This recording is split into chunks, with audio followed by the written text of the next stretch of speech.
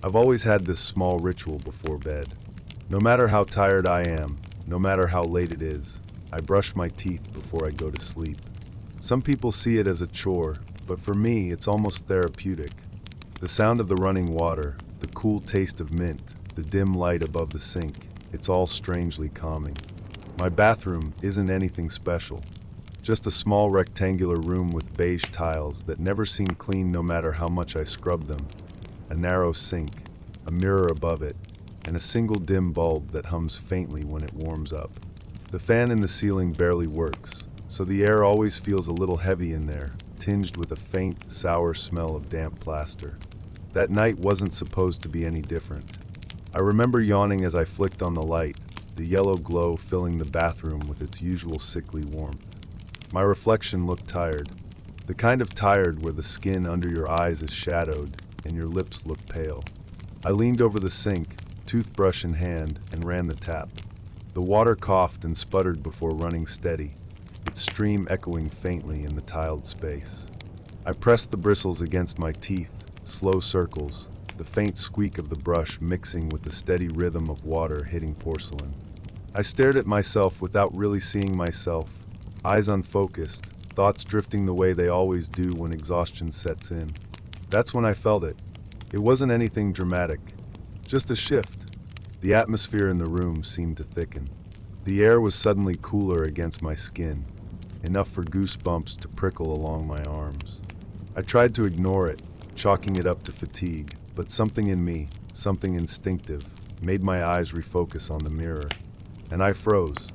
Behind me, just over my right shoulder, there was someone standing. It was impossible to mistake.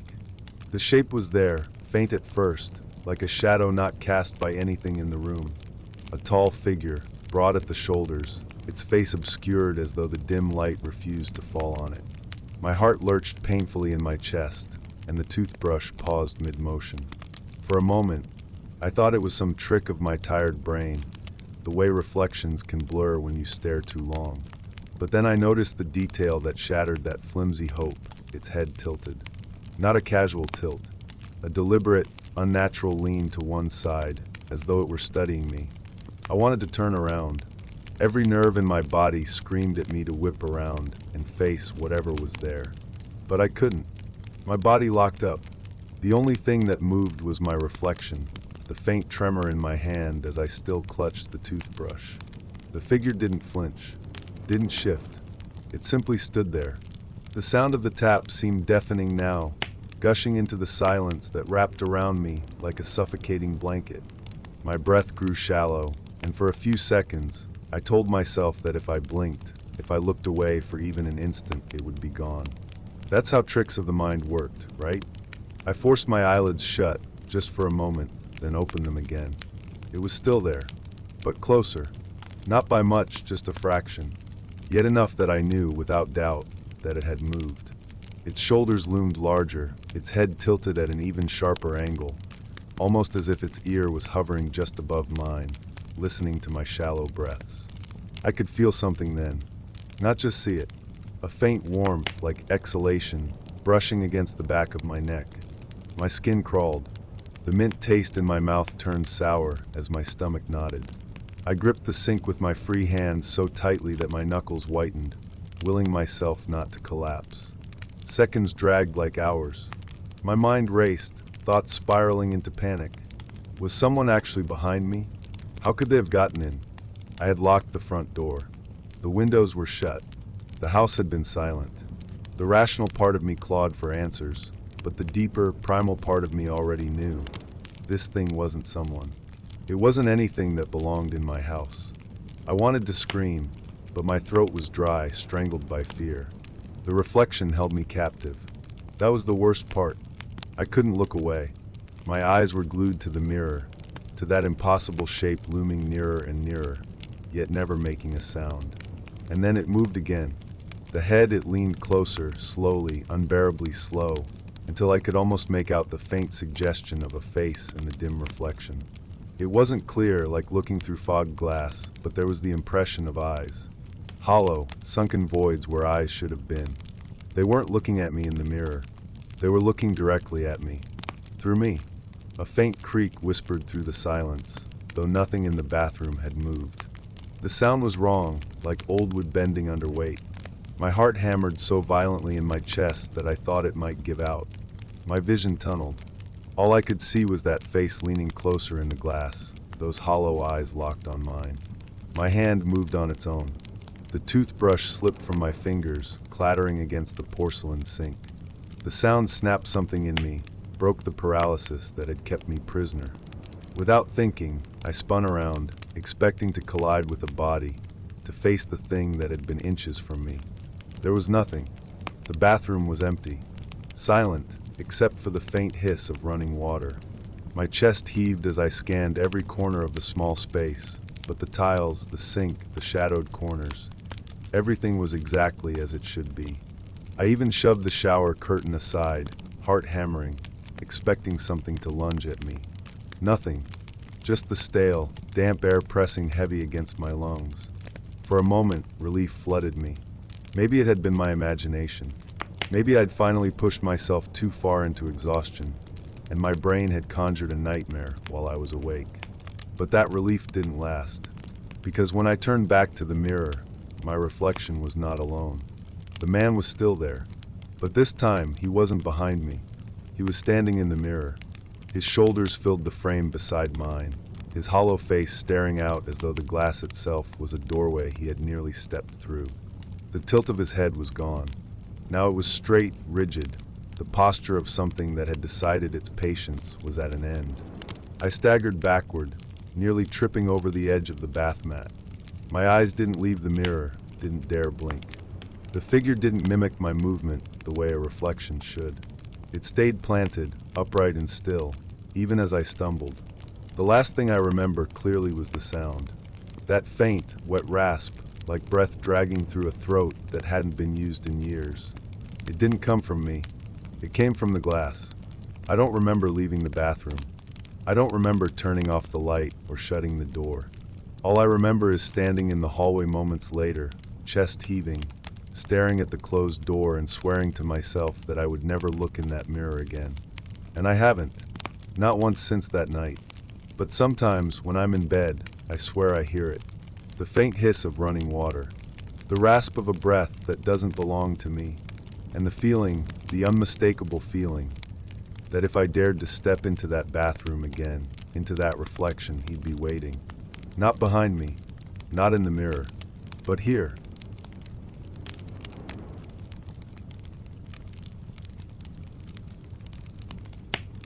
I never liked the bathroom at night. It wasn't just because of the silence, or the way the tiles seemed colder beneath my bare feet when the house had gone to sleep. There was something about the bathroom that always felt separate, detached, like the rest of the house lived and breathed around me, and that small, tiled space was something else entirely. I used to laugh it off, convincing myself it was just the tricks of exhaustion, the way the body and mind shift when everything around is soaked in shadow. But the truth is, the bathroom has always carried a certain kind of tension, like stepping into a place you weren't supposed to enter. That night, it was well past midnight when I pushed open the bathroom door. The house was so still that the creak of the hinges seemed deafening. I remember the way the faint draft from the hall brushed against me, carrying the scent of dust and something faintly metallic. The light switch felt cold against my fingertips, and when the bulb flickered on, I was met with that familiar pale glow. Not warm, not inviting, just the sterile light bouncing harshly off the white tiles, making every shadow sharp, every corner deeper. The mirror above the sink stared back at me, tall, rectangular, and merciless. I've always hated mirrors at night. There's something unnatural about standing there, seeing yourself reflected, but knowing that behind the glass there's nothing. Or at least there shouldn't be. The way my reflection stared back at me always felt like a lie. A second version of myself, mimicking every movement, every blink, yet separate. I often wondered if it was really me at all. I leaned over the sink and turned the faucet, the water sputtering to life with a metallic groan before settling into a steady stream. It was colder than I expected, biting against my hands. I splashed it onto my face, the shock pulling me more awake, beads of water trailing down my neck. The sound of dripping echoed oddly in the space, each drop sharp, almost too loud. And then I looked up. For a moment, I saw nothing unusual. Just myself, tired eyes framed with shadows, damp skin, hair clinging to my forehead. But the longer I stared, the stranger it became. Something about the reflection felt off. The light in the glass seemed slightly different, like the mirror's world had its own atmosphere. My reflection's eyes didn't quite meet mine. They were just a fraction too high, like she was staring at something over my head, somewhere I couldn't see. I blinked hard, leaning closer, convincing myself I was imagining it. That's when I noticed the corners of her mouth. They weren't relaxed the way mine were. My lips were still, damp from the water. But hers were curved, just slightly, the faintest trace of a smile beginning to spread across her face. The air in the bathroom seemed to thicken immediately. I froze, unable to tear my gaze away from the glass. My chest felt heavy, each breath shallow, almost painful. The reflection's lips pulled wider, slow and deliberate, until it was a smile too big to be mine. My face never moved, but hers stretched into something grotesque. Too many teeth showing, too much tension in the skin, like the act of smiling was painful, yet unstoppable.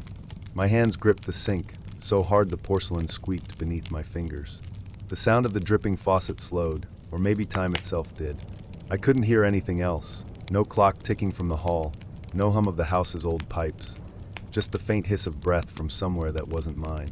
The eyes in the mirror shifted. They locked with mine now, sharp and alive, nothing like the dead mimicry I expected. It wasn't just a reflection anymore.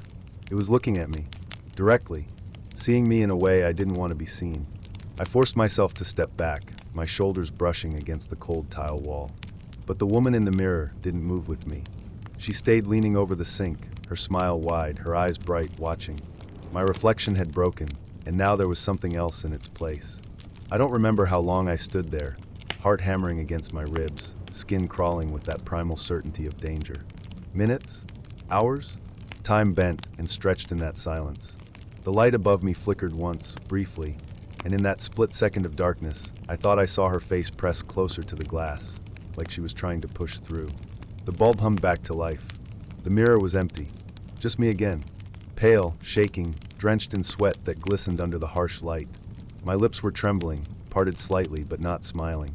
Not like hers. I didn't turn the faucet off. I didn't even wipe the water from the counter.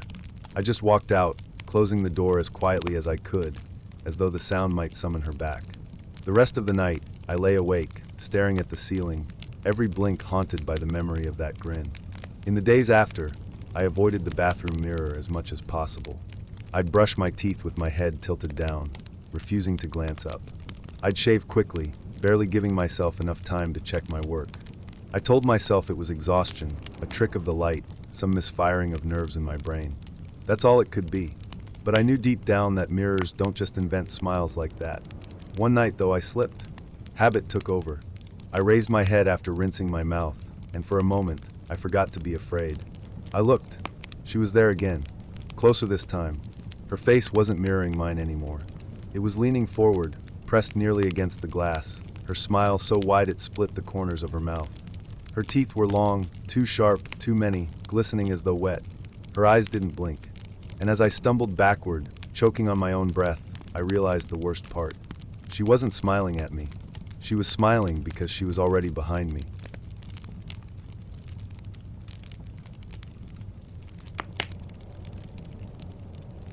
I've always had a strange relationship with mirrors. They aren't frightening on their own, just slabs of polished glass, reflecting back whatever stands before them. But I've never liked looking too long.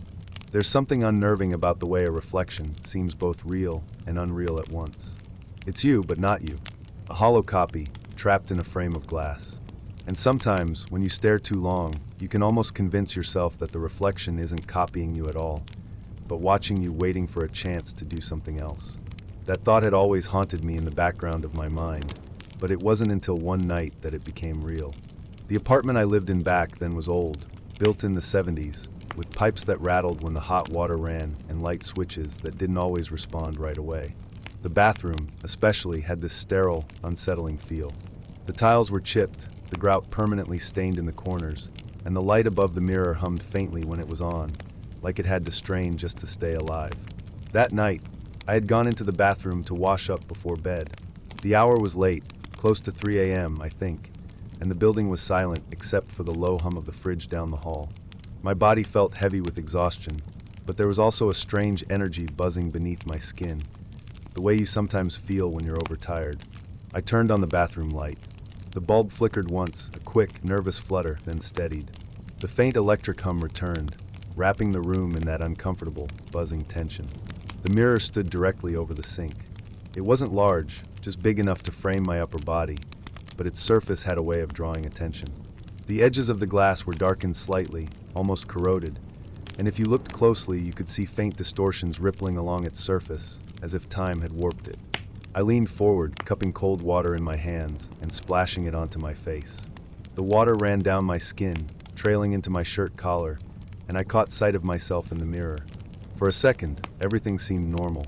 Just my pale, tired face staring back, beads of water clinging to my cheeks. And then the light flickered. It was just a brief stutter, barely half a second, but in that fraction of darkness, I thought I saw something else in the mirror. My body froze before I even processed it. The light steadied, and there I was again, alone, dripping water, hands braced on the sink. But the image lingered in my mind. A shape, no, a figure, standing just behind me in the shadows of that half-second blackout. I told myself it was fatigue, a trick of the eye, the kind of fleeting phantom you see when you're overtired and the room shifts between light and dark. My heart was hammering, though, each beat pulsing against my ribs, and I couldn't quite bring myself to look away from the mirror. I stood there, staring. My reflection stared back, the fluorescent light glinting on the wet surface of my skin. I wanted to move, to leave the room, but something pinned me there, an irrational fear that if I turned my back on the mirror, something else would be there when I looked again. And then the light flickered again. This time, it wasn't as quick. It stuttered in and out, dimming and brightening like the room itself was struggling to exist. And in those interruptions of light, the reflection shifted. Not dramatically, not enough to scream at me that something was wrong. Just subtle changes, like the corners of my mouth twitching upward, or the angle of my shoulders tightening in ways I hadn't moved. Each time the bulb blinked, my reflection seemed a little more unfamiliar. By the time the light steadied again, I realized something cold had coiled itself inside my stomach. Because I had not smiled. My lips were set in a thin, nervous line, yet in that last flicker I had seen teeth, my own, but stretched too far, too wide, as if the face in the glass was starting to enjoy something I couldn't understand. I backed away slowly. My footsteps echoed against the tile, the sound brittle and sharp. The air in the bathroom felt thicker, like humidity pressing down, though I knew there was no steam. My reflection followed the movement, perfectly synchronized, perfectly me. Yet my skin crawled with the certainty that it was waiting for the next flicker. I stood at the threshold of the bathroom, one hand on the doorframe, torn between leaving and staying. Something about walking away without closing the light or covering the mirror felt dangerous, like giving it permission. But standing there longer felt worse, as though I were inviting it to keep going. The bulb made a faint popping sound. The glass trembled in its socket. I didn't want to look, but I did. I couldn't help it. The light blinked out. Not for half a second. Not a flutter. It died. In that sudden darkness, the mirror became a void. I couldn't see myself anymore, just the faint outline of a figure in the glass. My breath caught in my throat. The air smelled metallic, like old pennies or blood, sharp enough to sting my nostrils. The silence of the building seemed to deepen, swallowing the world outside that room. And then the light came back. I was still there, alone. My reflection matched me again. But there was a smear of condensation across the glass that hadn't been there before, as though someone had leaned close and exhaled against it. A faint, misty oval, right at the edge of my reflection's cheek. I couldn't breathe. My lungs felt locked. Slowly, I reached for the switch on the wall, my arm trembling. My eyes never left the mirror, terrified that if I blinked, the reflection would change again. My fingers brushed the plastic of the switch. The light cut out before I even touched it. Pitch darkness swallowed me. And in that darkness, I wasn't alone. I couldn't see, but I felt it. A presence right behind me, standing so close I could almost sense the warmth of its body. The air shifted as if someone inhaled near my ear. My skin prickled with goosebumps, every nerve screaming to run. The bulb sputtered alive once more, flooding the room with its pale glow. I whipped around, eyes darting to every corner. Nothing. Empty tile, peeling walls, cracked linoleum floor. But when I looked back at the mirror, my reflection was no longer copying me. I was turned toward the room, chest heaving, hands half raised in panic. But the figure in the glass was still facing forward. Its head tilted slightly, eyes locked directly on mine through the barrier of glass. And the faint smile had returned, sharper now, pulling my own features into something alien. I stumbled backward out of the bathroom, heart hammering so hard I thought it would burst. I slammed the door shut, leaving the light on inside, sealing that room away as though a thin piece of wood could protect me. I didn't sleep that night. I didn't even sit down. I stayed in the living room, staring at the bathroom door, waiting for the light underneath to flicker, for some sound to seep through. But it didn't. The apartment stayed still, silent, suffocating. The next morning, when the daylight pushed its way into the room, I gathered the courage to look again. The bathroom was as empty as ever. The mirror reflected what it always had. No smiles, no figures, no condensation. But I can't shake what I saw. I can't shake the feeling that when the light flickered, something used the moment of darkness to step into my reflection. I still live with mirrors, because you can't avoid them forever. They're everywhere, in bathrooms, hallways, store windows. But now I never linger. I never stare. I never trust them to simply show me what's there. Because sometimes, when the lights flicker, I catch a glimpse of that same faint smile, and I know it's still waiting.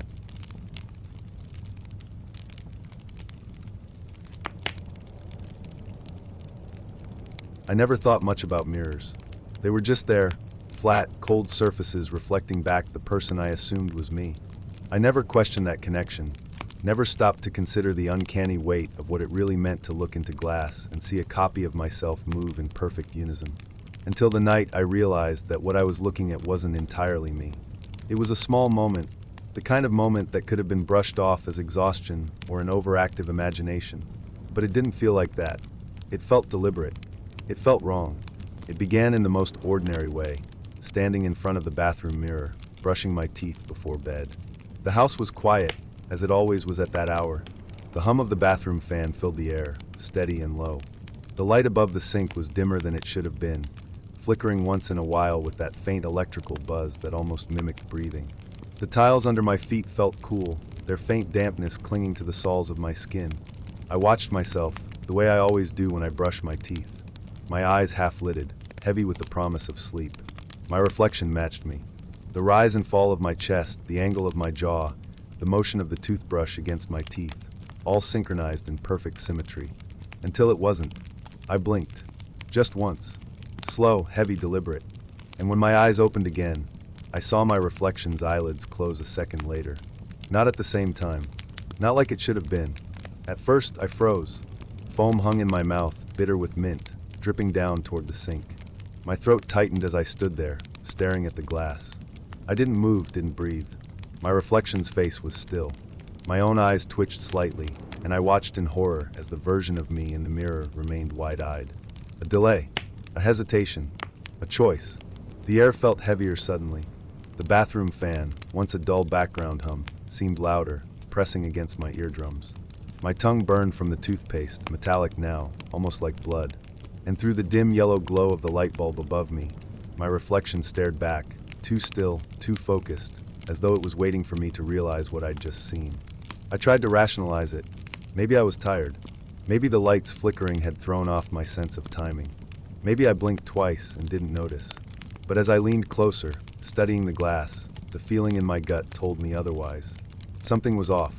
I spat into the sink, the foam swirling into a faint pinkish hue I couldn't tell was real or just my nerves.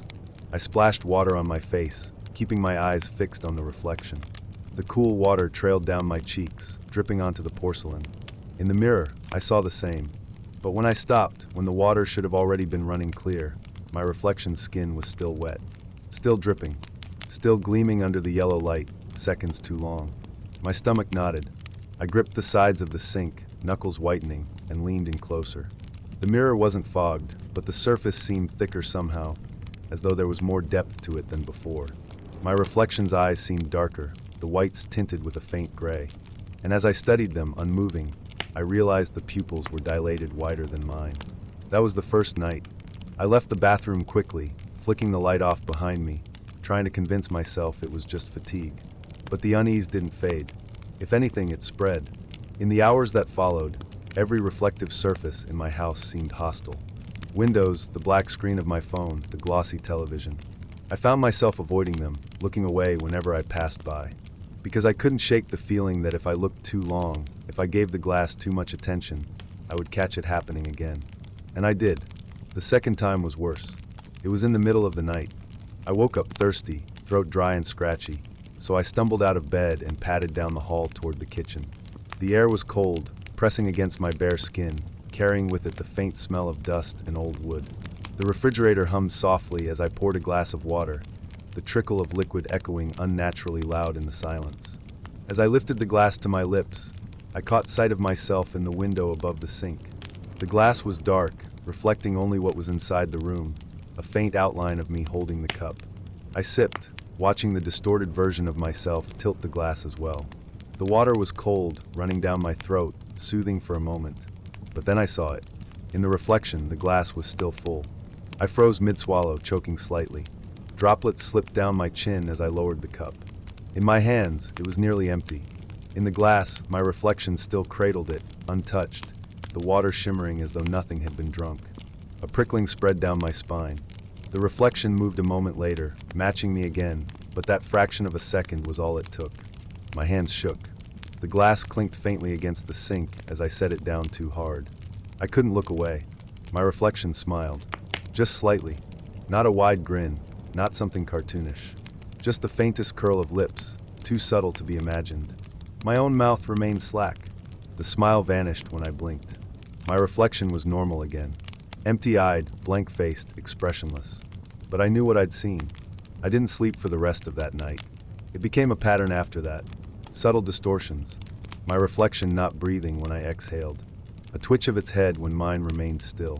Once, when I passed the hallway mirror, I saw myself stop walking a step too late. It wasn't just delay anymore. Sometimes it was anticipation. Sometimes it was hesitation. And sometimes it was something else entirely. Actions I hadn't made at all. Days bled together. My nerves frayed. Every creak of the house sounded sharper. Every shadow heavier. The air tasted stale, thick with a copper tang that clung to the back of my throat. I felt watched constantly, even when the curtains were drawn, even when I stood in the dark with no glass nearby. The knowledge that my reflection could disobey me, could act on its own, lingered like rot in my mind. And then it escalated. One night, I stood in front of the bathroom mirror again. I don't know why I did it. Maybe I wanted to prove to myself it wasn't real, that everything had been some cruel trick of the mind. The light above buzzed faintly, its glow casting long shadows across the floor. My face stared back at me, pale and sunken, eyes ringed with exhaustion. I leaned forward, studying every detail, searching for something out of place. And then I stopped breathing, because the reflection didn't blink at all. Seconds passed. My eyes watered. My chest burned. I finally blinked, quick and sharp, but my reflection didn't. It just stood there, eyes wide, unblinking, staring back with an intensity that made my skin crawl. I felt the sting of tears, both from the dryness of my own gaze and from the pure terror of realizing I wasn't in control anymore.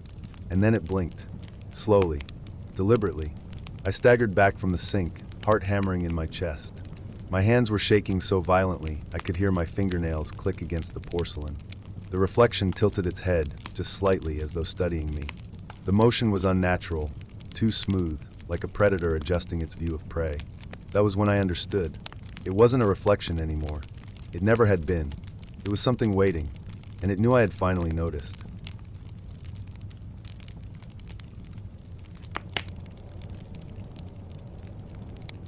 I've always had an odd relationship with mirrors. Not a fear exactly, but a deep unease whenever I stared at my reflection too long. It was never about vanity or insecurity. It was something else, something that felt wrong, as if the smooth glass wasn't simply showing me but watching me. Like the reflection was a living thing that just happened to mimic what I did. For years I ignored that feeling. You learn to push little thoughts like that to the back of your head, to laugh them off, to blame exhaustion or overthinking. But there's a moment burned into me now, a single image that still makes my chest tighten and my skin crawl whenever I step into a bathroom or catch myself in a darkened window. It happened in my own home, on a night so ordinary it should have faded into nothing. But the ordinary always has a way of masking what's waiting for you. I had been brushing my teeth before bed, standing in the small bathroom at the end of the hallway. The hum of the ceiling fan was faint, rattling slightly like it always did when dust collected along the blades. The smell of toothpaste was sharp, almost chemical in the air, mixing with the faint mustiness of an old towel draped over the rack. The light above the mirror was a weak, yellow glow, buzzing faintly like a dying insect. That kind of light never feels clean. It makes shadows too thick, corners too deep, and your own skin appear too pale. The mirror itself was wide, stretching across the sink, and I had seen myself in it 1,000 times. The little details were all familiar. The faint crack along the corner of the glass, the dull spots where the silver backing had started to thin, the faint outline of the shower curtain behind me reflected in its surface. Nothing unusual, nothing sinister. I leaned closer, the bristles scraping across my teeth, foam building in the corners of my mouth. I wasn't looking at myself. Not really. My eyes were somewhere else, unfocused, as if I was staring through the glass instead of into it. That's when I noticed it. At first, it was just a suggestion, something dark in the reflection. It didn't move, didn't shift, didn't even have a clear shape. It was just there, faintly visible above my shoulder, as though the air behind me had thickened into a darker shade. My brain didn't recognize it right away. It didn't scream wrong. It just whispered, a trick of the weak light, a shadow falling where it shouldn't. I froze with the toothbrush still in my mouth. Foam dripped slowly down my chin, but I didn't move to wipe it. The air felt heavier, as though the fan had stopped spinning, though its dull rattle still echoed in my ears. My skin prickled, every tiny hair along my arms standing up as though brushed by static. The reflection stayed the same.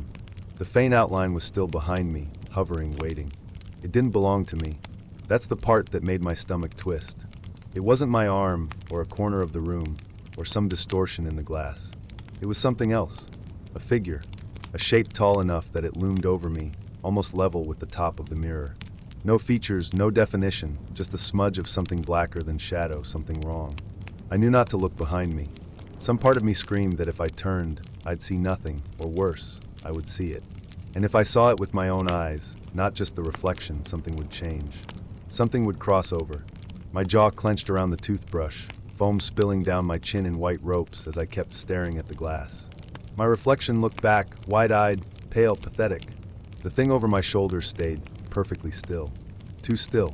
Even shadows shift, even tricks of the light flicker when your eyes move. But this didn't. It clung there, attached to me somehow, like it was leaning closer but never arriving. I tried to breathe, but my chest locked tight. The taste of toothpaste had turned bitter, metallic, almost like blood. I could hear the faint hiss of the faucet dripping into the sink, the tiny echo of each drop against porcelain. Every sound was magnified, every smell sharper, like my body was in full panic but chained in place. Then subtle. So subtle I almost missed it, the reflection shifted. Not me, not the room, not the light. It, the shadow figure. It leaned. Not forward, not backward, but inward. Closer to the glass, closer to my reflection, closer to me. That was when I noticed something even worse. My reflection was wrong. The foam on its chin hung differently than mine. Its lips were parted when mine were closed. Its eyes were wider, almost too wide, staring at the figure behind me, not at me. The glass had stopped mirroring me perfectly. It was no longer showing what I did. It was showing what it wanted me to see. A drop of spit rolled down my chin, but in the mirror, nothing moved. The buzzing of the light grew louder. The faint rattle of the fan seemed distant, almost muffled. My ears rang with a pressure that made me want to claw at them. The shadow's presence grew thicker, darker, until the glass seemed to warp around it, like heat rising off asphalt. And then it touched me. I didn't feel fingers or a hand. Not even a brush of fabric. It was worse. It was like the air behind me shifted in temperature, sinking ice cold against my shoulder blade. A weight pressed down, invisible but undeniable, heavy enough to sink into bone. My entire spine lit up with a jolt that almost dropped me to my knees, but I stayed frozen, unable to move, unable to breathe. The reflection leaned closer. Not me, not the shadow, but my reflection. Its face tilted forward, lips curling upward in the faintest twitch of a smile. A smile I didn't make. Foam clung to its teeth, stark against the dark, widening grin. The shadow behind me grew taller, filling more of the frame, until I couldn't see the shower curtain or the wall. Just blackness swallowing the glass, pressing against me, pressing against my reflection, pressing against the air.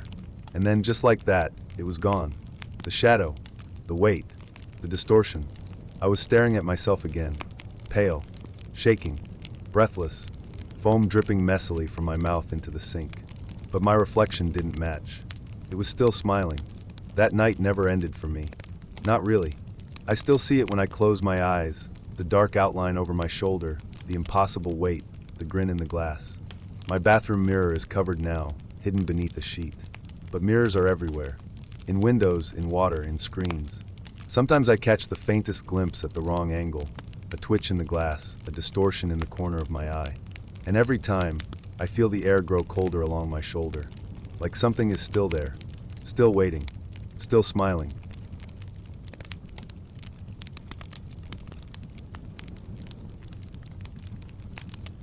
I don't know when mirrors stopped being just mirrors for me.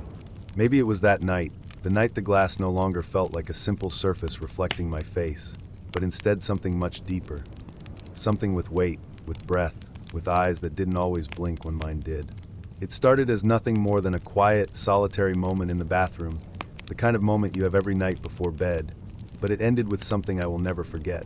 The light in the bathroom was dim, one of those single overhead bulbs that hummed faintly, casting a tired yellow glow over everything. It was late, well past midnight, and the rest of the apartment was silent except for the faint ticking of the kitchen clock somewhere down the hall. The mirror above the sink was slightly spotted, little water stains running across the glass, but I'd grown used to those imperfections. They gave the reflection texture, small disruptions that made the surface seem less flat and more alive.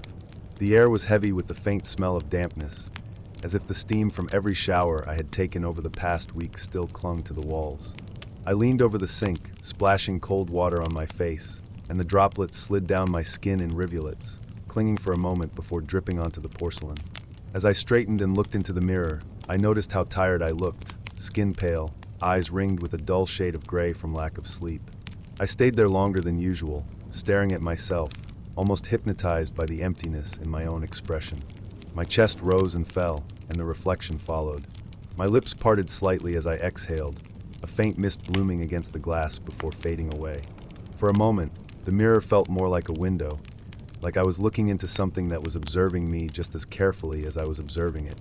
And then, as if confirming that thought, I saw it. A hand. Not mine. Not attached to me. A pale hand pressed against the glass just behind my reflection. At first, my brain tried to rationalize it. Maybe it was a smudge, a mark I hadn't noticed before. But no, the shape was too perfect, too clear. The long, bony fingers stretched out across the surface, the palm flat, the skin almost translucent, veins barely visible beneath the surface. The hand looked wrong. It was too pale, too fragile, as if it belonged to someone who hadn't been touched by the sun in years. It wasn't touching me. It wasn't reaching for me. It was pressing from the other side, as if the mirror was no longer reflecting reality, but instead separating me from something waiting just beneath the surface. I couldn't move. My breath caught in my throat, my heart hammering in my chest. I stared at that hand, waiting for it to vanish, waiting for some shift in the light that would reveal it as an illusion. But it didn't move. It stayed there, pressed flat against the glass, directly behind where my reflection's shoulder should have been. The longer I looked, the more details I noticed. The nails were too long, curving slightly at the tips, yellowed like they hadn't been cut in months. The skin at the base of the fingers was darkened, almost bruised, as though blood had pooled there. And though I couldn't see the wrist or the arm, the angle was strange, unnatural, like the hand didn't bend the way it should. A chill crawled over me. The air in the bathroom felt suddenly colder, as though whatever was on the other side of the glass had brought its presence into the room with me. My skin prickled, goosebumps rising on my arms, and the faint sound of dripping water somewhere in the pipes seemed louder, sharper, like the whole house was listening. I wanted to look away, but I couldn't. My reflection's eyes stared back at me, wide, frozen in the same expression of fear I wore, and just behind them, the hand remained, silent, motionless, patient. Then slowly, impossibly, the fingers began to move. They curled slightly, pressing harder against the glass, leaving faint smears as if the surface was fogging up under their touch.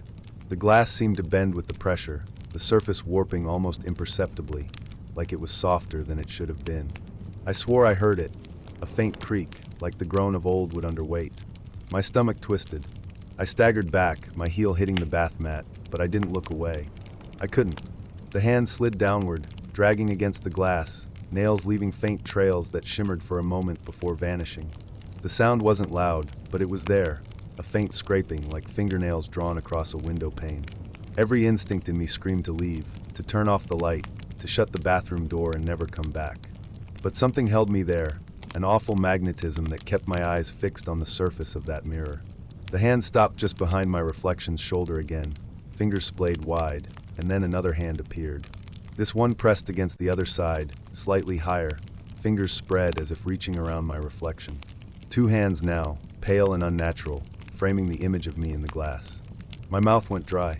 I felt as though I was being embraced from behind, though no one stood there. I could feel the suggestion of weight at my shoulders, the phantom sensation of something leaning closer. I watched in horror as the surface darkened, as though the glass itself was deepening, growing thicker, more opaque. My reflection seemed to recede slightly, like it was being drawn backward, dragged into the depth of the mirror. My heart thudded so loudly I could hear the rush of blood in my ears. And then faintly, so faintly I almost convinced myself I imagined it, I saw the outline of a face begin to form behind mine. It was pale like the hands, features blurred as though submerged in water, but the eyes, if they could be called eyes, were dark, hollow pits that seemed to drink in the dim yellow light of the bathroom. No mouth, no nose, no detail, just the impression of something watching me from just beyond the surface, pressing closer, closer, as if it wanted to climb through the reflection and take my place. The smell hit me then, something sour, damp, the scent of rot and stagnant water. My stomach lurched, while rising in the back of my throat. The air felt heavy, pressing against me, making it hard to breathe. I staggered back farther, my hand hitting the bathroom doorframe, but still my gaze locked on that image. The face pressed closer to mine, as though leaning in for a whisper, though no sound came. Only silence, suffocating silence, broken by the faint scrape of nails against glass. And then, just as suddenly as it began, the light flickered. The bulb above me buzzed, dimmed, and then flared again, and when it did, the mirror was empty. Just me. Just my pale, terrified face staring back, wide-eyed and trembling. No hands. No face. Nothing. But the smell lingered. The cold lingered. And even as I turned off the light, left the bathroom, and shut the door, I couldn't shake the certainty that the hands hadn't gone. They were still there, waiting just beyond the glass, pressed flat in silence. Patient. Watching. Every time I pass that mirror now, I feel it, the weight of eyes that are not mine, the faint outline of hands that don't belong. I avoid looking for too long, afraid of what I might see pressing against the glass again. Because I know if I do, it won't just watch. One day, those hands will push through.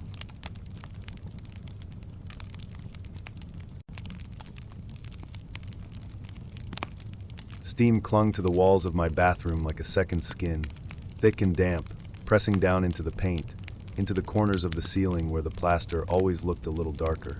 The shower had been running too hot, too long, and the mirror above the sink had gone entirely opaque.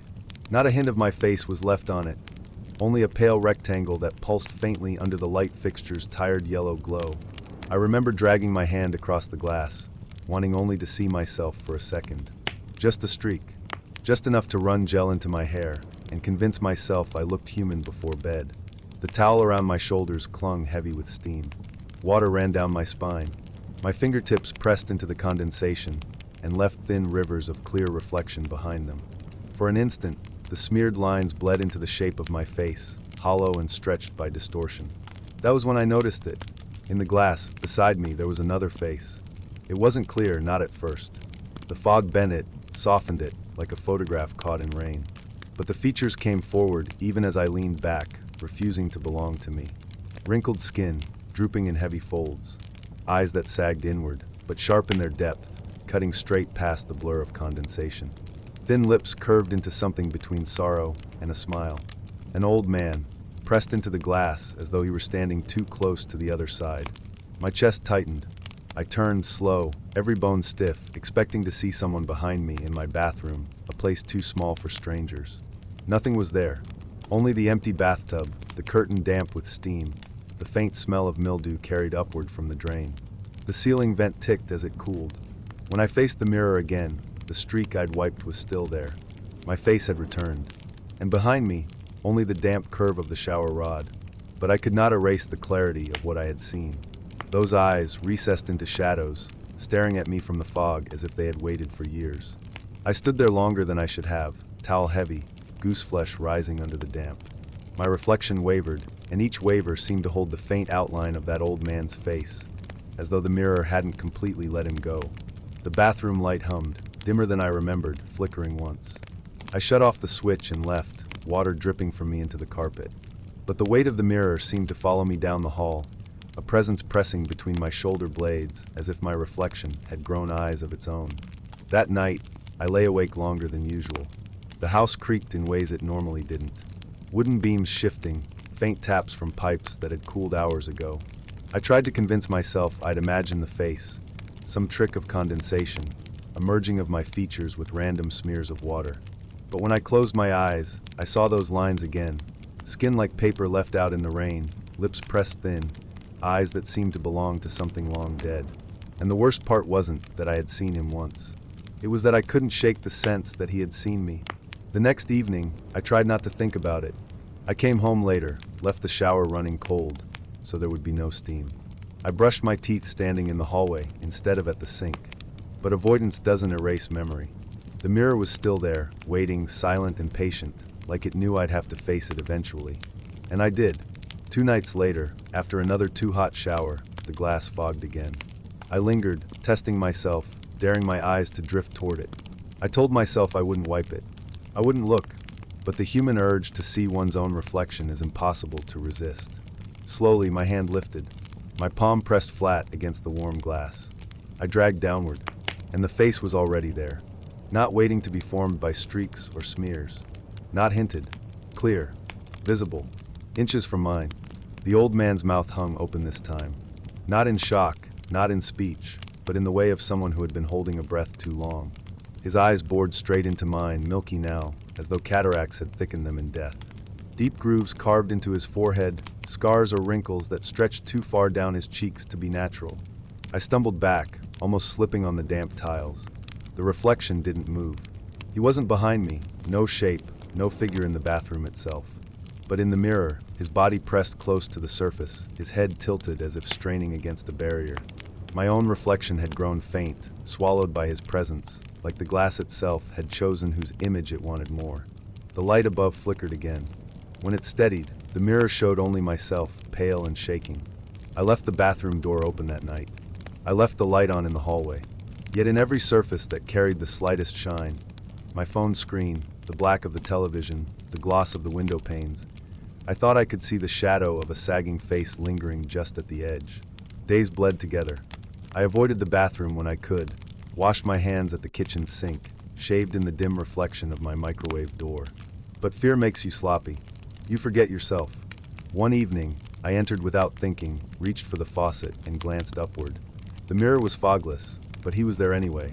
No steam to blame it on, no streak of condensation. His face filled the glass like a photograph pasted behind it. His skin had grown darker, sagging as though it carried the weight of grave soil. His mouth widened now, teeth long, blackened at the edges. His eyes no longer cloudy but hollow pits, sucking in the pale light above the sink. I staggered backward, but the room was too small to escape. The man leaned closer inside the reflection, until the tip of his nose almost touched the other side of the glass. His lips parted in a slow, impossible grin, stretching wider than flesh should allow. And I knew without words that if I stood there long enough, if I dared to blink, he would be closer when my eyes opened. I slammed the bathroom door and fled. But doors don't stop mirrors. That night, I dreamed of water running endlessly down walls. I dreamed of being trapped behind glass, pounding, begging to be let out, while someone else lived freely on the other side. I woke to the sound of dripping water, though every faucet in the house was tightly shut. And when I crossed my hallway, I caught sight of something that froze me in place. The mirror on the bathroom door had fogged over in the middle of the night. There was no steam, no heat to cause it, but in the condensation, a shape had been drawn, 5 long lines, dragging downward like fingers pulled slowly across the glass from the other side. I couldn't breathe. The old man's face hadn't been an accident, not a trick of steam or light. It was deliberate, intentional. He wanted me to see him. And worse, he wanted more than that. I began to notice changes in the house. Small things, but sharp enough to cut into my nerves. The air carried a faint smell of earth, damp and heavy, like grave's oil overturned in rain. The pipes groaned louder at night, echoing in ways that sounded almost like breathing. And the mirror, it no longer waited for steam. Even in daylight, I'd catch glimpses. Just for a second, a sagging cheekbone beside mine, a hollow eye socket staring where my own eyes should be. I'd blink and it would vanish, leaving me with my reflection alone, but never long enough for me to believe I had imagined it. The boundaries between him and me were eroding. Sometimes, brushing past the mirror, I'd see his lips moving faintly, shaping words I couldn't hear. Sometimes, when I leaned too close, my reflection wouldn't follow my movements exactly. A delay, a hesitation, as though something else inside the glass was wearing my skin. And always, always, behind it all, his face. Waiting.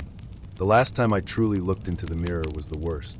I had just finished washing my hands, the water running hot. Steam curled upward, softening the edges of the room. And in the glass, he appeared again, closer than he had ever been. So close that his skin pressed against the inside of the mirror as though it were pliable, bulging slightly forward, straining against the barrier. His grin was enormous now, teeth like shards of bone. His eyes empty holes, sucking light until the edges of the room began to dim. My reflection was gone entirely. There was only him. I should have run, but I didn't. I couldn't. I watched as one pale, withered hand rose in the glass, pressing flat against the inside. Slowly, deliberately, he dragged his fingers downward, leaving streaks like claws cutting through condensation. Except this time, the lines didn't fade. They carved deep, gouging into the glass itself. And I realized he wasn't trapped behind the mirror. I was. It's been days since then, maybe weeks. The house outside feels distant, muffled, as though seen through thick fog. When I look out into the world, I don't see myself anymore. I see him. And sometimes, when I lean close to the surface, I catch a glimpse of another face. Young, terrified, just like mine once was. Someone who thought they were safe in their own bathroom. Someone staring back at the mirror, unaware that the old man inside is watching them too.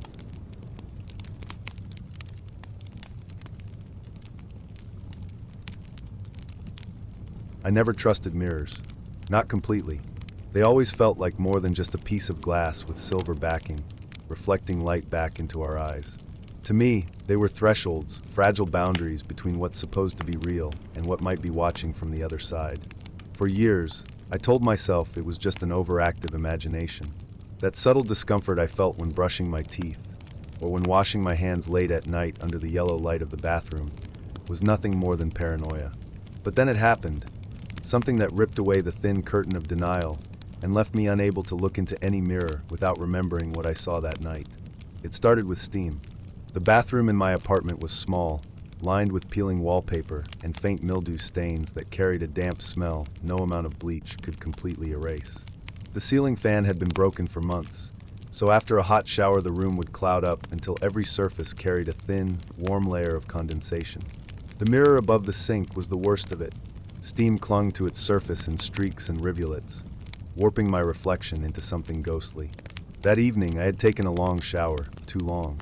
My muscles were sore, and the hot water had wrapped me in a haze that made me feel like I was floating. When I stepped out, towel around my waist, I wiped the fog from the glass with my palm. My reflection blinked back at me, hazy-eyed, strands of damp hair clinging to my forehead. I leaned in closer, staring at the redness in my eyes, the subtle dark circles that made me look more tired than I should have been. It was nothing unusual, yet the longer I stared, the less convinced I felt that the face looking back belonged entirely to me. There was a stillness to it, not the natural stillness of someone simply holding still, but a quiet, deliberate tension. My shoulders rose and fell with my breathing. My chest expanded. The reflection copied every movement, as it should. But the eyes lingered just a fraction longer than they should have. As though it wasn't me watching myself, but something else wearing my features, carefully mimicking the motions to avoid suspicion. The bathroom light hummed overhead, a low electric buzz that seemed louder than usual. I tore my gaze away and reached for the towel to dry my face. I turned toward the side, grabbing a clean shirt draped over the counter. That was when I felt it, a subtle shift in the room's energy, like the weight of someone standing behind me watching. My skin prickled with goosebumps despite the warmth of the steam. Slowly, I looked back at the mirror and froze. My body had turned away, half-angled toward the counter, but in the mirror, I was still facing forward. Directly forward, eyes locked on mine. The reflection hadn't followed me. It hadn't turned. I couldn't move. My breath hitched, and the reflection's chest rose as if mocking me. My real body, tilted slightly away, arms stretched for the shirt, stayed frozen in that awkward position. But in the glass, my duplicate held its stance, head cocked ever so slightly to one side, lips pressing into the faintest trace of a smile. It was subtle, so subtle I could almost convince myself it was a trick of perception. A smear on the glass, a misinterpretation caused by the steam. I wanted so badly to believe that, but deep inside, every nerve in my body screamed that it was wrong. I stepped back, slowly, deliberately. My bare feet stuck slightly against the wet tiles, peeling away with a faint sound that echoed too loudly in the silence. I moved away from the sink, but the reflection didn't. It stayed rooted in place, eyes following. I tried not to blink, not to look away, afraid that if I did, it might move. My stomach turned with nausea, a sick heaviness, as though gravity had doubled inside that tiny bathroom. Finally, I forced myself to look down. My hands were trembling against the towel. Water dripped from my hair, sliding down my spine in cold rivulets. The sound of droplets pattering against porcelain filled the silence. When I lifted my eyes again, the reflection had moved. Not in sync with me, not copying, but leaning closer. Its palms pressed against the inside of the glass, smearing faint trails through the condensation. Its face hovered inches from mine, lips parted slightly, breath fogging the surface from the wrong side. I stumbled back so fast that my heels struck the edge of the bathtub, nearly sending me toppling. The light overhead flickered once, buzzing angrily, and I swear I heard something faint, like nails dragging gently across the mirror's backing. I rushed out of the bathroom, slamming the door behind me. My chest burned from holding my breath, and when I finally exhaled, it came out ragged, uneven. I stood in the hallway for what felt like an eternity, listening. No sound came from the other side, just silence. That night, I didn't sleep. Every time I closed my eyes, I pictured it. Those hands pressing against the glass, the smudged trails left behind, the way the reflection leaned closer, as though it had been waiting for me to give it my full attention. Days passed, and I tried to convince myself it was exhaustion, that my mind had played tricks on me after standing too long in a steam-filled room. But deep down, I knew better, because each time I passed that bathroom, I felt it again, that heaviness, that prickling sensation along my skin. And then one night, I tested it. I stood in front of the mirror again late, when the apartment was quiet and the air carried the faint scent of damp plaster. My reflection stared back, normal at first. But the longer I watched, the less normal it became. I leaned to the left. It followed. I raised a hand slowly, deliberately. It copied, but when I turned my head to glance over my shoulder, it didn't. The reflection stayed staring forward. And this time, it wasn't smiling. Its lips were pressed tight, stretched thin, and its eyes were wider than mine. Unblinking, hollow in their intensity. It was waiting, watching. I backed away, heart hammering so hard I thought I'd collapse. The reflection didn't move with me. It stayed close to the glass, breathing softly against it. I left the bathroom lights on that night, but when I checked in the morning, the mirror was clean. No handprints, no streaks, just a spotless surface reflecting an empty room. But I know what I saw, and I know this much. Reflections aren't always bound to us. Sometimes they wait.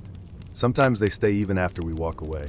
And sometimes, if you linger too long, they move on their own.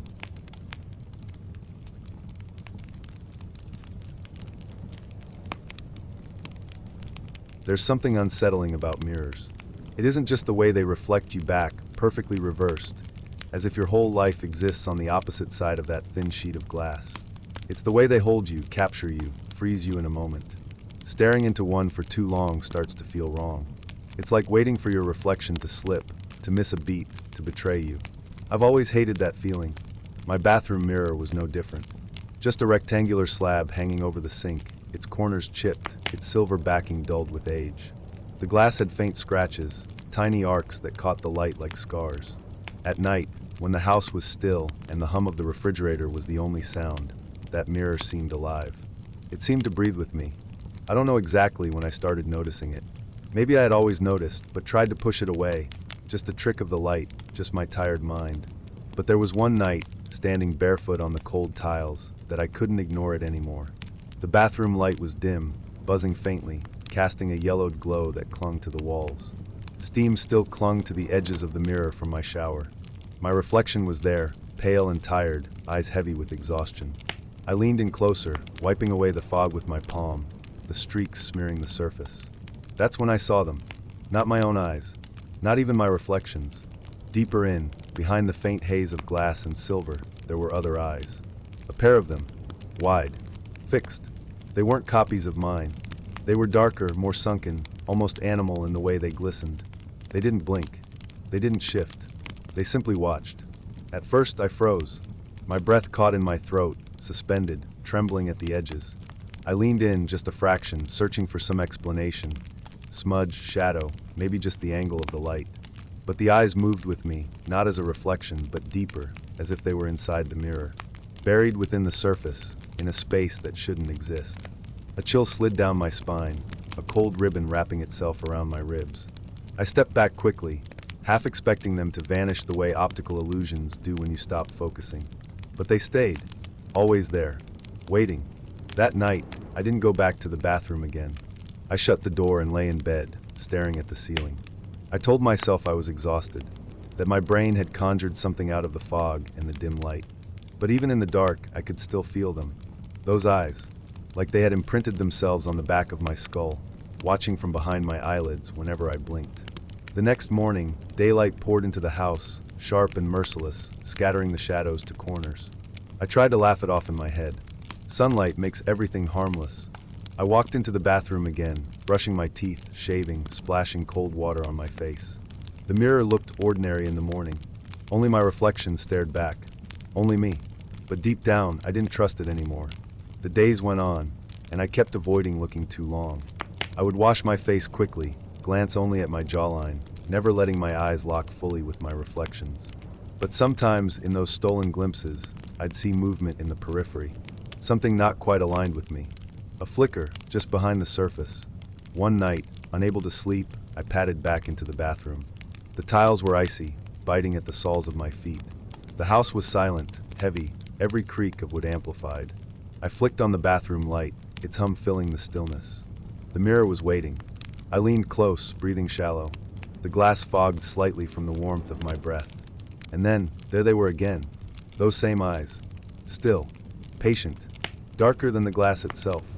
I don't know how long I stood there, but it felt endless. My reflection blurred around the edges, but those eyes sharpened, as if the mirror wanted me to focus only on them. The air felt wrong, thick, damp, colder than the rest of the house. My skin prickled, my stomach knotted. Then, for the first time, they blinked. Not in sync with me. Not delayed. Independent. A slow, deliberate closing and opening, like a silent signal. I staggered back, hitting the wall. My heart was pounding, echoing in my ears, but the eyes didn't vanish.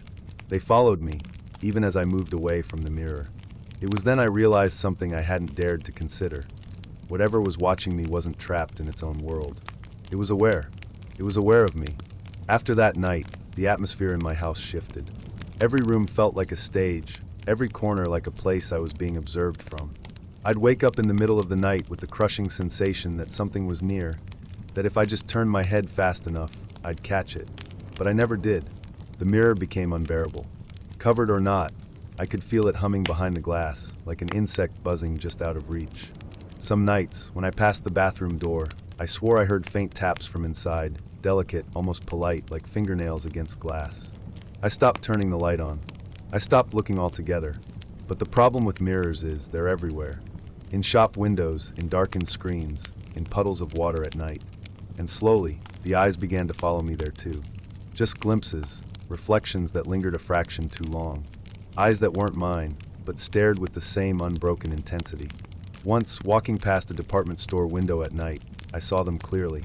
Not in my reflection, but beside it, buried in the darker sections of the glass. Waiting, always waiting. Sleep became impossible. My dreams, when they came, were filled with glass corridors and shifting reflections. The eyes would always appear at the end, growing closer, until I woke gasping, my sheets damp with sweat.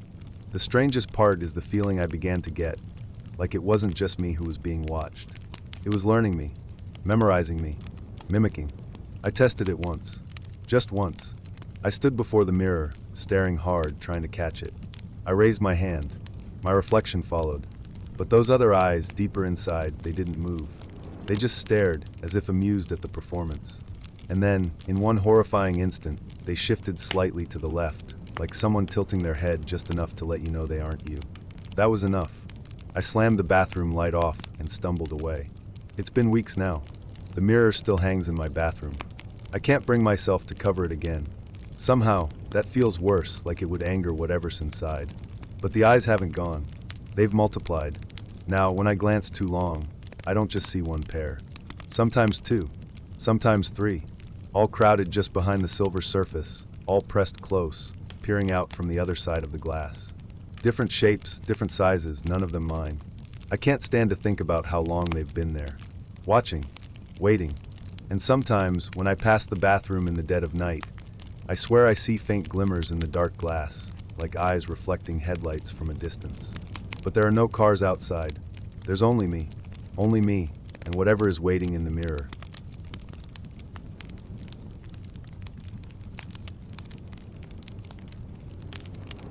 I don't know when mirrors stopped being ordinary for me. I don't know the exact night it happened. All I know is that at some point, something shifted.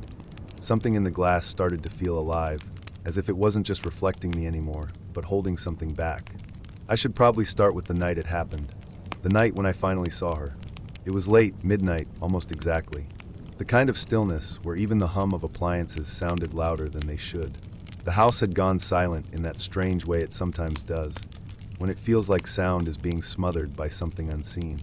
I had left the bathroom light on, not for comfort, but out of laziness. The yellow glow spilled into the hallway, faint and uneven, humming with the soft buzz of an old bulb that had been burning too long. I was brushing my teeth. A simple, mindless act, but my attention wasn't on the mirror. My eyes were heavy, the weight of the day dragging down my thoughts into that blurry state before sleep. Still, my reflection stared back at me, hollow-eyed and washed in the weak light. Behind me, the hallway was nothing but darkness. At first, nothing seemed unusual. The condensation from my earlier shower had left faint streaks across the mirror, blurring the edges of my reflection. I remember the way my skin looked sickly under the yellow light, unnatural, like I was already fading. I leaned closer, rinsed my mouth, and it was then that something in the reflection changed. The darkness behind me didn't look the same. It looked thicker, too thick. The kind of black that isn't just the absence of light, but the presence of something else. Something that moves when you're not looking. I blinked hard, thinking it was my tired eyes. But when I looked again, I realized I wasn't alone in the reflection. She was there. She wasn't standing in the bathroom. She wasn't behind me in any real, physical sense. No sound of movement, no shift of air, no creak of floorboards. Yet, there she was in the glass, standing just behind my shoulder, where the blackness of the hallway should have been. A woman dressed in black. Her dress was old, the kind you only see in photographs from a century ago. Heavy fabric, long sleeves, the shape of morning clothes. The fabric didn't shine or reflect the light. It absorbed it, as if it had been woven from shadow itself. Her face was pale, drained of all color, but it was her expression that made my stomach turn cold. She was smiling. Not a broad grin. Not something human. It was stretched slow, like skin being pulled too tight across bone. Her lips parted just enough to show teeth that seemed too long, too sharp in the dim glow. Her eyes, God, her eyes. They didn't blink. They locked on mine through the mirror, wide, endless, as if she had been waiting for me to notice her all along. I froze. My body screamed to move, but the glass held me prisoner. I couldn't look away, couldn't even breathe right. My chest tightened, and the silence in the room deepened until I could hear only the faint hiss of my own blood rushing through my ears. The air smelled wrong. Metallic, like rust or old coins pressed against the tongue. I hadn't noticed it before, but now it was overwhelming, mixing with the faint mildew scent from the damp bathroom tiles. It wrapped around me, clinging, suffocating. And still she smiled. I forced myself to turn around, to face the hallway directly. But when I did, there was nothing. Only darkness. Empty, silent, still. Yet when I looked back into the mirror, she was closer. No sound. No movement I could register. Just closer. As if the glass itself had pulled her forward while my eyes weren't watching. The smile grew wider, stretching impossibly, splitting across her face in a way that made my skin crawl. I stumbled back, bumping into the cold porcelain of the sink. The light above flickered then, buzzing louder, the shadows shifting unnaturally across the walls. My own reflection looked terrified, pale and wide-eyed, but hers never changed. It was then I noticed something else. Her hand, pale, long-fingered, pressed against the inside of the mirror. Not on the surface where my world met the glass, but behind it, as though she were trapped within that thin sheet of silver.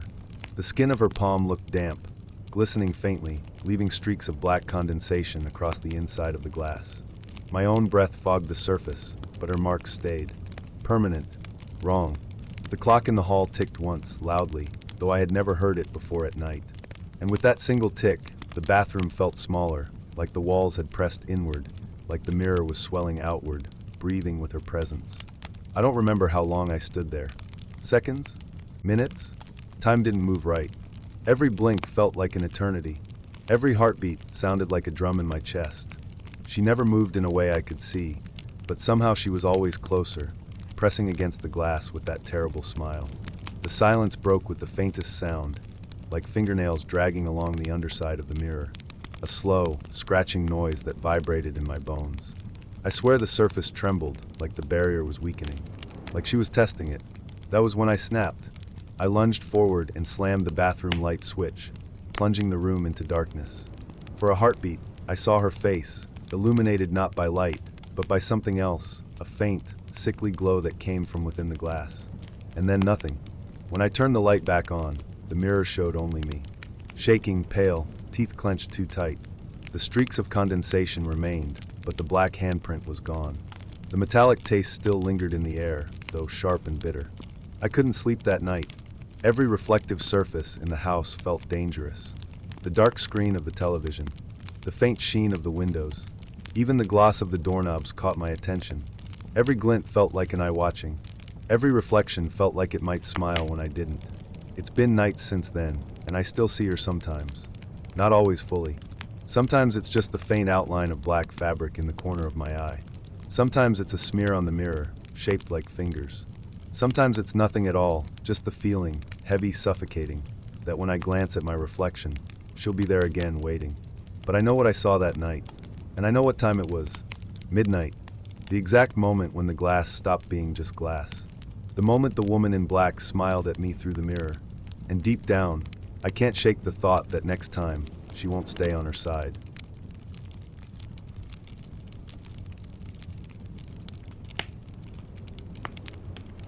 There's something about mirrors that has always made me uneasy. Not the obvious way, not in the childish fear of ghosts appearing when the lights are off, or some bloody figure standing behind you when you whisper a forbidden name. My discomfort was quieter than that, subtler. I never trusted mirrors fully. Not because they showed me something false, but because they showed me something I couldn't prove was real. It started in the smallest moments. When I would lean close to brush my teeth, I would see my reflection's lips still slightly parted a moment too long after I had pressed mine together. Or when I washed my face, droplets sliding down my skin, I swore I saw them cling differently to the me behind the glass. Not wrong enough to make me scream, not different enough to be undeniable, just enough to make me pause. Just enough to make me wonder if I was the one who had slipped, or if the mirror had. I lived alone, in a narrow apartment where the walls held the faint scent of old plaster, and the floors groaned when the wind pushed at the windows. My bathroom was the smallest room, barely wide enough for a sink, toilet, and a shower curtain that clung damply to my leg whenever I stepped in. The mirror above the sink wasn't large. Its silver edges were speckled with age, and faint dark spots showed where time had eaten through the backing. I told myself the odd things I noticed were just imagination, tricks of tired eyes. But one night, well past midnight, I found out I had been wrong. I had woken up thirsty. My throat felt dry, scraped raw as if I'd been breathing in dust all night. I shuffled to the bathroom, letting the dull hum of the fridge and the faint ticking of the clock in the living room follow me like distant companions. The air felt colder there, damp. The tiles under my bare feet were clammy, almost sticky, as though they had absorbed moisture that refused to leave. I bent over the sink, twisted the faucet, and cupped the icy water in my hands. As I raised it to my mouth, I caught sight of myself in the mirror. My reflection stared back. Nothing strange, just me bleary-eyed, hair hanging limply across my forehead, lips wet with water. I lowered my hands. My reflection did too. My chest rose as I inhaled deeply. So did his. But then, only for the briefest flicker, his lips moved again. Not mine. His. The sound that followed wasn't loud. It wasn't even clear. It was a hiss, a breath shaped into something more. It came not from the room, not from behind me, not from anywhere I could point to. It came from inside the glass. A whisper that brushed against the inside of my skull, soft as silk, sharp as needles. I froze. My tongue was thick. My heart felt too big for my ribs. I couldn't even blink as I stared into my own face, waiting for it to happen again. And it did. The whisper came once more. Quieter, but unmistakable. Words, but words I never spoke. My reflection's mouth formed them with a slow, deliberate curl. The sound crawled through my ears like something wet. I couldn't tell what it said. Not exactly. But the cadence of it was wrong. Like a recording played backward, vowels stretched in unnatural ways. Consonants bent until they sounded like cracks in wood. My knees weakened, and I had to grip the sink to keep myself upright. My knuckles went white. The faucet continued to drip, each drop slapping against porcelain with hollow finality. The me in the mirror kept whispering. His eyes locked on mine, unblinking. His lips shaped words I couldn't comprehend, but the intent bled through. A kind of hunger. A plea. Or maybe a threat. I don't remember leaving the bathroom. I don't remember turning the light off or shutting the door. What I do remember is standing in the hallway, my back pressed against the wall, shaking so hard my teeth clicked. The whisper still echoed in my head, like a tune I couldn't forget, even though I never wanted to hear it again. Sleep never came that night. Every time I shut my eyes, I saw lips moving in the dark. The days that followed were worse. It never happened in broad daylight. Not when the sun poured through the thin curtains and bathed the apartment in pale warmth. Only at night. Only when I was alone, when the walls pressed in tight and the hum of the city outside thinned into silence. At first, I tried to avoid the mirror entirely. I brushed my teeth with my head turned away, washed my hands while staring down at the sink. But curiosity is a cruel thing, and fear has its own kind of gravity. One night, I looked again. I wish I hadn't. My reflection stared back, waiting, patient. And then, his lips began to move. The whisper spilled out again, low and harsh, dragging across the silence of the room like a blade against glass. I couldn't make out the words, but I could feel them. They pulsed in my chest, settling in my bones. The strangest part wasn't the sound itself. It was how my body responded. My own lips twitched, almost as if they wanted to follow, to mimic the movements. My throat tightened like it wanted to shape the same syllables. I clamped my mouth shut, but my reflection kept going, whispering things I hadn't said, couldn't say. Night after night, it repeated. Sometimes the words stretched long, like a lullaby unraveling into static. Other times, they came short, clipped, urgent. There were moments when the reflection leaned just slightly closer to the glass than I did, as if pressing against the barrier, desperate to be heard. The bathroom grew colder each time. The walls dampened with invisible condensation. The smell of mildew clung thicker in the air, sinking into my clothes, into my hair. The light above the mirror flickered weakly, buzzing like a trapped insect. I began to dread the sound of dripping water. Even in the kitchen sink, the rhythm reminded me of that night, a steady beat that echoed the whisper's cadence. One night, exhaustion got the better of me. I lingered too long, staring into that face. My eyelids were heavy, my jaw slack, and then for a split second, I thought I understood one of the words. It wasn't in any language I knew, but my mind grasped at it. My reflection's whisper shaped it, and deep inside my chest, I felt it vibrating, as though it belonged to me all along. I didn't say it aloud. At least, I don't think I did. But the air in the room shifted. The light dimmed, bending toward shadow, and my reflection smiled. It was small but unmistakable.